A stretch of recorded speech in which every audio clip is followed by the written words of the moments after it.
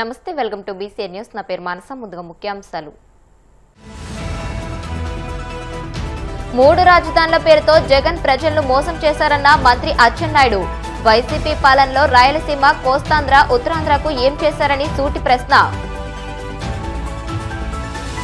పాలకులలో CCL products India limited నిధులతో 9వ తరగతి విద్యార్థులకు సైకిళ్లను పంపిణీ చేసిన మంత్రి నిమ్మల. ప్రజల మేలు కోసమే పనిచేస్తున్నానని వెల్లడి. 2 లక్షల కోట్ల రూపాయలు ఖర్చు చేసి అమరావతి కట్టే బదులు మావిగన్ పేరుతో జగన్ ప్లాన్ బి చెబితే నిస్సిగ్గుగా ఎదురుదాడి చేస్తున్నారు. సజ్జల రామకృష్ణారెడ్డి ఫైర్.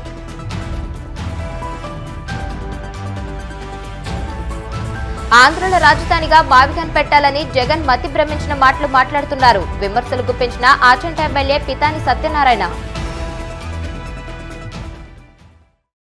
3 ప్రాంతాల మధ్య గతంలో చిచ్చుపెట్టిన మాజీ ముఖ్యమంత్రి జగన్మోహన్ రెడ్డి మళ్లీ ఇప్పుడు మావిగన్ పేరుతో మరో నాటకం మొదలుపెట్టారని మంత్రి అచ్చెన్నాయుడు విమర్శించారు.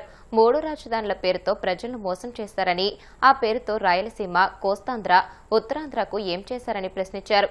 5 ఏళ్లు రాష్ట్ర ప్రజలను మోసం చేస్తారని, ప్రాజెక్టులన్నింటినీ పక్కన పెట్టి నిర్లక్ష్యం చేశారని ఆరోపించారు. చంద్రబాబు డబ్బులంతా అమరావతికే ఖర్చు పెడుతున్నారని, తప్పుడు ప్రచారం చేస్తున్నారని దుయ్యబట్టారు. గత వారం రోజుల నుంచి 5 కోట్ల మంది ప్రజలు, ముఖ్యంగా తెలుగు జాతి, ఆనందోత్సవాల మధ్యన ఒక పండగ వాతావరణంలో ప్రతి ఒక్కరు కూడా సెలబ్రేట్ చేసుకుంటున్నారు. దానికి కారణం ఏమిటంటే, స్వతంత్ర భారతదేశంలో అటు పార్లమెంటు కానీ రాజ్యసభ కానీ దేశంలో అనేక ఇష్యూలు వచ్చాయి, పెద్ద పెద్ద సమస్యలు వచ్చాయి. పార్లమెంట్లో చర్చ జరిగేటప్పుడు కొన్ని రాజకీయ పార్టీలు అనుకూలించాయి, కొన్ని రాజకీయ పార్టీలు వ్యతిరేకించాయి. ఉదాహరణకి ఆర్టికల్ 370 రద్దు సమయంలో గాని, ట్రిపుల్ తలాక్ విషయంలో గాని, అయోధ్య రామమందిర విషయంలో గాని, వక్ఫ్ బిల్ సవరణ విషయంలో గాని, ఈ విధంగా దేశంలో అనేక సమస్యలు చర్చకొచ్చేటప్పుడు కొన్ని రాజకీయ పార్టీలు వ్యతిరేకించాయి, కొన్ని రాజకీయ పార్టీలు అనుకూలించాయి. కానీ భారతదేశ చరిత్రలో ఇటు కాశ్మీర్ నుంచి కన్యాకుమారి వరకు దేశంలో ఉన్నటువంటి అన్ని రాజకీయ పార్టీలు యునానిమస్గా సహకరించినటువంటి ఏకైక అంశం ఆంధ్రప్రదేశ్ రాజధాని అమరావతి విషయం. ఇటువంటి విషయంలో ఒకే ఒక పార్టీ వ్యతిరేకించింది. ఆ పార్టీ వైఎస్ఆర్ పార్టీ అని చెప్పి ఈ సందర్భంగా ప్రజలకు తెలియచేస్తున్నాను. ఇంత కక్ష నీకెందుకు? తెలుగు జాతి మీద, ఆంధ్రప్రదేశ్ ప్రజల మీద ఇంత కక్ష నువ్వెందుకు పెట్టుకున్నావని చెప్పి నేను అడుగుతున్నాను. ఒకసారి చరిత్ర చూడండి. ఇదేదో ఒకరి వ్యవహారం కాదు, ఒక ఇంటి వ్యవహారం కాదు. అందులో సమర్థవంతమైనటువంటి నాయకుడు చంద్రబాబు నాయుడు గారు ఏ నిర్ణయం తీసుకున్నా సరే ఏకపక్ష నిర్ణయం ఎప్పుడూ తీసుకోరు. ఏ నిర్ణయం ఈ రాష్ట్ర ప్రయోజనాల గురించి తీసుకున్నా, 5 కోట్ల మంది ఆంధ్రుల గురించి తీసుకున్నా, అందరినీ దృష్టిలో పెట్టుకొని అందరినీ సంప్రదించి ఏకాభిప్రాయంతో ముందుకెళ్తున్నారు తప్ప ఏకపక్ష నిర్ణయాలు ఎప్పుడూ తీసుకోవడం లేదనేది కూడా ప్రజలు గుర్తుపెట్టుకోవాలి. ఈరోజు ప్రధాన అంశం 2014 ముందు, ఎన్నికల ముందు మనకి ఇష్టం లేకపోయినా రాష్ట్రాన్ని విభజన చేశారు. ఆ రోజు కూడా చంద్రబాబు నాయుడు గారు మీ విభజనకి మేము అంగీకరిస్తున్నాం, కానీ అటు తెలంగాణకు కానీ ఇటు ఆంధ్రాకు కానీ ఎవరికీ నష్టం లేకుండా చెయ్యండి అని చెప్పారు. చివరి నిమిషం వరకు పోరాటం చేశారు తప్ప ఎప్పుడు ఏ విధమైనటువంటి సమస్యలు సృష్టించలేదనే విషయాన్ని కూడా గుర్తు చేస్తున్నాను. అడ్డగోలుగా రాష్ట్రాన్ని మీరు విడదీశారు, మీ సపోర్టుతో కూడా విడదీశారు. విడిపోయిన తర్వాత ఆంధ్ర రాష్ట్రానికి రాజధాని లేకుండా చేశారు. ఈ రోజు నీ పార్టీలో ముఖ్యులైనటువంటి వ్యక్తులందరూ కూడా ఆ రోజు కాంగ్రెస్ పార్టీలో ఉన్నారు. అందులో మా ప్రాంతానికి చెందినటువంటి వాళ్ళు బొత్స సత్యబాబు పిసిసి ప్రెసిడెంట్గా ఉన్నాడు. కనీసం మీకు ఆ రోజు జ్ఞానం ఉంటే రాష్ట్రాన్ని విడదీశారు. రాష్ట్రానికి రాజధాని లేదు. బిల్లులోనే ఒక ప్రాంతాన్ని ఐడెంటిఫై చేసి రాజధానిగా ప్రకటించాలి. కానీ ప్రకటించకుండా రాజధాని విషయంలో కూడా ఆంధ్ర రాష్ట్రంలో ప్రజలు కొట్టుకోవాలని చెప్పి కక్షపూర్తిగా ఈ కార్యక్రమాన్ని మీరు చేసిన విషయాన్ని ఈ సందర్భంగా నేను గుర్తు చేస్తున్నాను. 2014 నేను మొన్న చెప్పాను, మళ్ళీ చెప్పాను, చెప్తూనే ఉంటాను. ఒక చారిత్రాత్మకమైనటువంటి ఎన్నికలు జరిగాయి. చాలా మంది పాత్రికేయులు ఉన్నారు. ఆ రోజు హోరాహోరీ రామాంజన యుద్ధంలాగా ఎన్నికలు జరిగాయి, కురుక్షేత్ర సంగ్రామంలాగా జరిగాయి. కానీ విచక్షణతో ఆలోచించారు ఆంధ్రప్రదేశ్ ప్రజలు. ప్రజలకు మేలు జరిగే విధంగా వారి కోసమే పనిచేస్తున్నానని మంత్రి నిమ్మల రామానాయుడు అన్నారు. పశ్చిమ గోదావరి జిల్లా పాలకొల్లో BRMVM high school, Subhash Chandrabose municipal high school, SKTP TVR high school, AVSNM high school, Hebron high school, PLK హైస్కూళ్లకు చెందిన 264 మంది 9వ తరగతి విద్యార్థులకు ఆయన సైకిళ్లను పంపిణీ చేశారు. ఈ సందర్భంగా బీఆర్ఎంవీఎం హైస్కూల్ ఆవరణలో ఆయన మాట్లాడుతూ సీసీఎల్ ప్రొడక్ట్స్ ఇండియా లిమిటెడ్ వారి నిధులతో సైకిళ్లను ఉచితంగా అందించామని అన్నారు. అనంతరం సీసీఎల్ ప్రొడక్ట్స్ చైర్మన్ చల్ల రాజేంద్ర ప్రసాద్ ని సత్కరించారు. సంస్థ సేవా కార్యక్రమాల్లో భాగంగా కేటాయించిన 25 లక్షల రూపాయలతో 526 సైకిళ్లను అందిస్తుందని, ప్రస్తుతం అందించినవి కాకుండా మిగిలినవి త్వరలో అందజేస్తామని అన్నారు. ఇన్స్పిరేషన్ స్పీచ్ ఆయన మనందరికీ కూడా స్ఫూర్తిదాయకం అనే విషయాన్ని మరొక్కసారి మీ ద్వారా తెలియజేసుకుంటూ, ఆయన ద్వారా మనకి ఒక 2 విషయాలు. ఒకటి, చదువు అనేది జీవితాన్ని మార్చగలిగేటువంటి శక్తి ఉందని ఏదైతే ఆయన చెప్పిన విషయాన్ని, వాస్తవం. ఒక పాలు అమ్ముకునేటువంటి బిడ్డ ఒక ఐఏఎస్ కలెక్టర్ అవ్వాలన్నా, ఒక 4 ఇళ్లల్లో పనిచేసేటువంటి ఆమె కూతురు ఒక మంచి సాఫ్ట్వేర్ ఇంజనీర్ కావాలన్నా అది దేనివల్ల సాధ్యమవుతుంది? ఒక్క చదువు వల్ల మాత్రమే సాధ్యమవుతుంది. అంచేత ఆ చదువుకి ఎప్పుడు కూడా మనం ప్రాధాన్యతనివ్వాలి. అది మీరు నెంబర్ 1 గుర్తుపెట్టుకోవాలి. ఇంకోటి కూడా గుర్తుపెట్టుకోవాలి, నెంబర్ 2, మంచి ప్రభుత్వం 10 కాలాల పాటు స్థిరంగా కూడా ఉండాలి.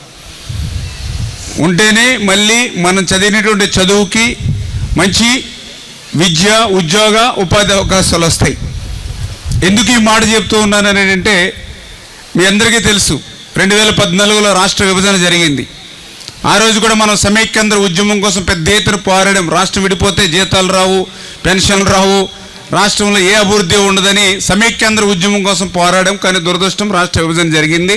హైదరాబాద్ను కూడా కోల్పోయాం. హైదరాబాద్ను కోల్పోవడం అంటే మాటలు కాదు. ఎందుకంటే ఈవేళ తెలంగాణ మిగులు బడ్జెట్గా ఉంది అని అంటే 62% ఆదాయం తెలంగాణకి ఒక్క హైదరాబాద్ నుంచి వస్తూ ఉంది. అటువంటి హైదరాబాద్ని మిస్ అయ్యాం.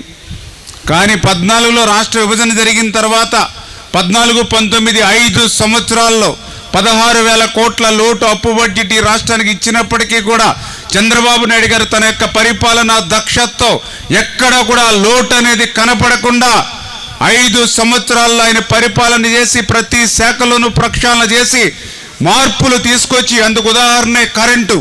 మీ అందరికీ తెలుసు, 14కు ముందు వాచ్ అవసరాల కరెంటు పోతే ఉదయం 5 అయింది, 11 గంటలకు ఇస్తే ఓకే 11 అయింది. ఎందుకంటే 5ంటికి ఉదయం కరెంటు తీసి 11 గంటలకు ఇచ్చేవాడు. కానీ 14, 19లో చంద్రబాబు నాయుడు గారు వచ్చి మళ్ళీ మిగులు కరెంటుని ఇచ్చాడు 2019 సమయానికి ఆంధ్రప్రదేశ్ రాష్ట్రానికి. అంటే ఉదాహరణ చెప్తూ ఉన్నా. మరి ఇట్లా ప్రతి శాఖగా ఇచ్చారు. కానీ మీరందరూ చూసారు 19లో రాష్ట్ర మళ్ళీ మార్పు వచ్చింది. మనం వేసేటువంటి ఓటు అభివృద్ధి వైపు వెళ్ళాలి, మనం వేసేటువంటి ఓటు విధ్వంసం వైపు వెళ్ళకూడదు. 19లో అదే జరిగింది. అంటే మన పాలకులలో తప్పు చేయలేదు కానీ రాష్ట్రంలో తప్పు చేశారు. దాంతో ఏమైంది? 19, 24 5 సంవత్సరాలు 5 సంవత్సరాల పరిపాలన ఈ ఆంధ్రప్రదేశ్ రాష్ట్రాన్ని మళ్ళీ 20-30 సంవత్సరాలు వెనక్కి తీసుకుపోయింది. నేను అందుకే చెప్తున్నా, మీకు ఆడే ఓపుకున్నా మాకు ఆడే ఓపుకు లేదు. ఎందుకంటే మేము కష్టపడి మిమ్మల్ని పైకి తీసుకురావడం, మళ్ళీ మీరు కింద పడిపోవడం ఏదో మాకు డ్యూటీ కింద ఉంది. చంద్రబాబు నాయుడు గారు డ్యూటీ కింద ఆయన అభివృద్ధి చేయడం, వాడు ధ్వంసం చేయడం ఎవడొకళ్ళు వచ్చి. అంచేత దయ ఉంచి నేను కోరుకునేది ఏంటంటే, ఈవేళ ఇంత కష్టకాలంలో కూడా ఈ రకమైనటువంటి సంక్షేమం, ఈ రకమైన అభివృద్ధి జరుగుతుంది అని అంటే అమరావతి బిల్లును పార్లమెంట్ ఆమోదిస్తే రాష్ట్రమంతా సంబరాలకు పిలుపునివ్వడం సిగ్గుచేటని, అమరావతి పేరుతో రాష్ట్రాన్ని నిలువుదోపిడీ చేస్తున్న చంద్రబాబుకు ఇలాంటి హంగామా కొత్తేమీ కాదని YCP state coordinator Sajjala Ramakrishna Reddy ధ్వజమెత్తారు. ఏకంగా 2 లక్షల కోట్లు ఖర్చు చేసి అమరావతి కట్టే బదులు మావికన్ పేరుతో ప్లాన్ బి గురించి జగన్ చెబితే నిస్సిగ్గుగా ఎదురుదాడి చేస్తున్నారని మండిపడ్డారు. గతంలో తాము 3 ప్రాంతాల్ని అభివృద్ధి చేస్తామని చెబితే దాన్ని ఇప్పటికీ 3 ముక్కలాట పేరుతో విమర్శిస్తూ ఆయా ప్రాంతాల్ని అవమానిస్తున్నారని ఆగ్రహం వ్యక్తం చేశారు. రాష్ట్రంలో అన్ని సమస్యలు పక్కకు పోయాయి. ఎస్పెషల్లీ గత 2-3 రోజులుగా వాళ్ళు క్రియేట్ చేస్తున్న ఒక యుఫోరియా బహుశా ఓ దేశానికి స్వాతంత్రం వచ్చినప్పుడు కూడా అట్లా ఉండనంతగా సంబరాలు ఏదో జరగాలని అక్కడ జరగట్లేదు. That's different issue. ఒక అద్భుతం జరిగిపోయింది. నిన్న చంద్రబాబు నాయుడు గారి మాటల్లో అది రాష్ట్రానికి కాదు దేశానికే ఒక గర్వకారణమైన ఇది విషయమని, బహుశా ఢిల్లీని కూడా దాటేసి ఇవన్నీ మీరందరూ సెలబ్రేట్ చేసుకోండి. కాసేపు నేల మీద నిలబడి ఆలోచిద్దామని జగన్మోహన్ రెడ్డి గారు లాంటి వాళ్ళు చెప్తే, నువ్వు ప్రజలను మోసం పెడుతున్నావు, మోసం చేస్తున్నావు, మభ్య పెడుతున్నావు. Let us talk about the facts, realities. మరి క్వశ్చన్స్ కి ఆన్సర్స్ ఏవంటే వాటిని అస్సలు ప్రస్తావించకుండా ఒక హోరు క్రియేట్ చేసి ఒక మాస్ మెస్మరిజం లాగా ఏదో చేసే ప్రయత్నం గత వారం రోజులుగా జరుగుతుంది. అమరావతికి చట్టబద్ధత, దాని లోతుకు ఎందుకంటే అదే ఒక సబ్జెక్టు. బట్ ఆయన గంటన్నర మాట్లాడిన దాంట్లో కూడా కొంత వేశారు. చట్టబద్ధత అసలు పార్లమెంట్ కూడా లేదంట, అసెంబ్లీకి లేదంట. దానికి ముందే ఆధారాలతో సహా చూపించాం. కేంద్ర ప్రభుత్వం అది రాష్ట్రానికి సంబంధించిన అంశం, మాకు సంబంధం లేని వ్యవహారం అని హైకోర్టులోనే అఫిడవిట్ వేసిన విషయం చూపించాం. అయినా సరే ఆయన చేశాడు. మరి ఇన్నాళ్ళు చట్టబద్ధత లేనట్టు అనే క్వశ్చన్ వస్తుంది. పోనీ ఇది చట్టబద్ధత సంబంధించినంత వరకు ఈ రోజు నువ్వు చట్టం చేస్తే రేపు మళ్ళీ దాన్ని సవరించే అవకాశం లేదా అని జగన్మోహన్ రెడ్డి గారు అన్నందుకు చూడు సవరిస్తున్నాడు మళ్ళీ అని ఆయన మీద పడి ఏడు. కానీ నిజంగా అది ఎవరికైనా డౌట్ వచ్చేది. ఇంకా శాశ్వతం ఇదంటే ఏది శాశ్వతం కాదనేది అందరికి తెలిసిందే. దట్ డజంట్ మీన్ దాన్ని ఏదో చేస్తారని కాదు. నువ్వు అనవసరమైన దాని మీద ఒక టాపిక్ రైజ్ చేసి 15, 16, 18లో ఎప్పుడో ల్యాండ్ పూలింగ్ అప్పుడు లేదా తర్వాత 20 ఆయన అప్పట్లో మోడీ గారిని పిలిచి ఫౌండేషన్ వేసినప్పుడు, మళ్ళీ మొన్న ఎప్పుడో రీస్టార్ట్ అని పూనకం వచ్చినట్టు ఇచ్చేసినప్పుడు, మళ్ళీ నిన్న దీనికి మళ్ళీ అదే షో రిపిటేషన్. మళ్ళీ ఆ మట్టి కుప్పం మీద పోయి పడుకుంటాడు, లేదా పార్లమెంట్లో వాళ్ళు పోయి దండాలు పెడతారు. దీన్ని అందరూ సెలబ్రేట్ చేసుకుని ఈసారి అయితే ఆదేశాలు కూడా వార్డు సెక్రటరియట్, విలేజ్ సెక్రటరియట్ లెవెల్కైతే సెలబ్రేషన్స్ కూడా చేయమని. ఇంకా చిత్రం ఏంటంటే జగన్మోహన్ రెడ్డి గారు తీసుకొచ్చిన వికేంద్రీకరణ ప్రతిపాదన ఏదైతే అప్పట్లో మేము అధికారంలో ఉన్నప్పుడు ముందుకు పెట్టారో దాని మేరకు చట్టం కూడా చేశాము. వైజాగ్ ఎగ్జిక్యూటివ్ క్యాపిటల్, ఇది legislative capital, Kurnool judicial capital అని. దాన్ని 3 ముక్కలాటని ఎగతాళి చేయడమే కాకుండా పేకాటతో పోలుస్తూ, మరి ఆయన దృష్టిలో ఈ ప్రాంతాలన్నీ ఏమంటారు పేక ముక్కలేమో తెలియదు చంద్రబాబు నాయుడు గారి దృష్టిలో. అది ఈ రోజు కూడా అది కామెంట్ చేయడమే కాకుండా అక్కడ కూడా నిన్న దాని గురించి సెలబ్రేట్ చేసుకోవాలంట. ఇక్కడ సంబంధించినంత వరకు ఒక ప్రాంతానికి సంబంధించిన రాజధాని ఏదైనా డిక్లేర్ చేసినప్పుడు అది ఏదో అసాధ్యమైంది నువ్వు తీసుకొస్తే దాని గురించి ఎక్కడన్నా అందరు రాష్ట్రం అంతా ప్రౌడ్ గా ఫీల్ అవుతాడు. That's okay. ఇది ఆల్రెడీ ఎగ్జిస్టింగ్, నువ్వు పెట్టావు, దాంట్లో రకరకాల మార్పులు జరిగాయి, మళ్లీ తీసుకొచ్చావు. ఆల్రెడీ రాష్ట్రం మీద బరువు ఒక 50,000 కోట్లు 60,000 కోట్లు వేసావు. ఇప్పటికే ఇంకా అది 1,00,000 కోట్లు 2 లక్షల కోట్లు చేస్తానంటున్నావు. దీనికి ఒక కలరింగ్ ఇచ్చి దాని మీద నువ్వు సెలబ్రేట్ చేసుకోమని ఒక క్రూరంగా అందరికీ పిలుపు ఇవ్వడం. అటు అనంతపురం నుంచి శ్రీకాకుళం వాళ్ళు ఎందుకు చేసుకోవాలని అర్థం కాదు. పోనీ ఇక్కడ నువ్వు అసలు పట్టించుకొని నగరాలు ఇటు గుంటూరు గాని విజయవాడ గాని అసలు పట్టించుకోవట్లే, వాటిని వాళ్ళు సెలబ్రేట్ చేసుకోవాలి. ఇప్పుడు కాసేపు ప్రకటనలు.